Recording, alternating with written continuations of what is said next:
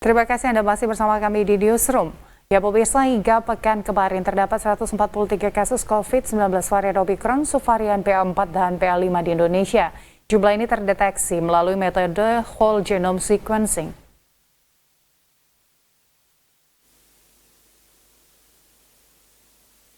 Kasus baru COVID-19 dalam beberapa hari terakhir tidak kurang dari 1.000 kasus. Berdasarkan data pemerintah Provinsi DKI Jakarta pada Minggu 26 Juni 2022, tercatat ada penambahan 364 kasus aktif, sehingga jumlah kasus aktif mencapai 8.522. Jumlah ini dapat dilihat dengan meningkatnya pasien yang dirawat di Rumah Sakit Darurat COVID-19 Wisma Atlet Jakarta Pusat. Pada Sabtu sore, rumah sakit merawat 109 orang. Mereka dirawat di Tower 5 dan 6 dengan rincian pasien yang masuk sebanyak 21 orang pada Sabtu dan 7 orang pada Jumat.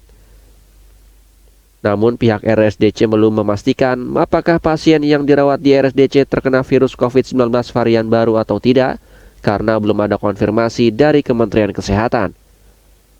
Namun pihaknya telah melakukan sejumlah rangkaian tes pada pasien yang masuk dan langsung diberikan kepada Litbangkes Kementerian Kesehatan. Di Wisma Atlet ini kita lakukan pemeriksaan STGF dan Whole Genome Sequences. Yang memeriksakan itu adalah semuanya dari Litbangkes Kementerian Kesehatan. Nah, itu adalah salah satunya adalah untuk menentukan subvarian Omicron berupa BA4 dan BA5. Sampai saat ini kita belum dapat konfirmasi dari Kementerian Kesehatan tentang hal itu. Sebelumnya pada Kamis 23 Juni 2022 di Jakarta, juru bicara Kementerian Kesehatan Muhammad Syahril menyatakan, saat ini terdapat 143 kasus COVID-19 varian Omicron, subvarian BA4 dan BA5 di Indonesia yang terdeteksi melalui metode whole genome sequencing. Oleh karena itu, pihaknya meminta masyarakat untuk mewaspadai penyebaran COVID-19 subvarian baru ini di tengah kembali meningkatnya kasus COVID-19. Di provinsi yang memang kasusnya banyak, ya, terutama Jakarta, Jawa Barat maupun termasuk Bali, ya, Prof. Mahardika, itu kita lakukan whole genome sequencing dan juga rumah sakit yang memang sedang merawat pasien. Jadi kita lakukan ini satu kebijakan. Dalam kesempatan yang sama, ahli virologi Profesor I Gusti Ngurah Kade Mahardika menyatakan, COVID-19 varian Omicron subvarian BA4 dan BA5 memiliki kemungkinan lebih menular dibandingkan Omicron subvarian sebelumnya. Ini didapatkan berdasarkan penelitian yang ia lakukan terhadap ciri molekuler dari subvarian BA4 dan BA5.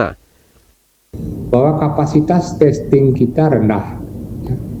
Kapasitas terpasang, hitung-hitungan saya pernah sekitar data 3-4 bulan yang lalu, dengan teknik baku internasional itu adalah PCR. Dengan PCR itu hanya 100.000 sampel per hari. Nah, kita bandingkan dengan negara lain, kapasitas testing mereka jauh lebih besar. Cina mampu melakukan 3 juta sampel per hari. Meski hingga saat ini jumlah pasien yang dirawat di rumah sakit maupun kasus kematian pasien COVID-19 masih rendah karena kebanyakan pasien tidak mengalami gejala berat, namun pemerintah meminta masyarakat beresiko tinggi harus waspada. Pemerintah juga terus melakukan tindakan pengendalian penyebaran COVID-19 dengan melakukan tracing dan testing agar masyarakat yang tertular COVID-19 bisa segera menjalani karantina atau dirawat di rumah sakit. Tim Liputan, JAK TV.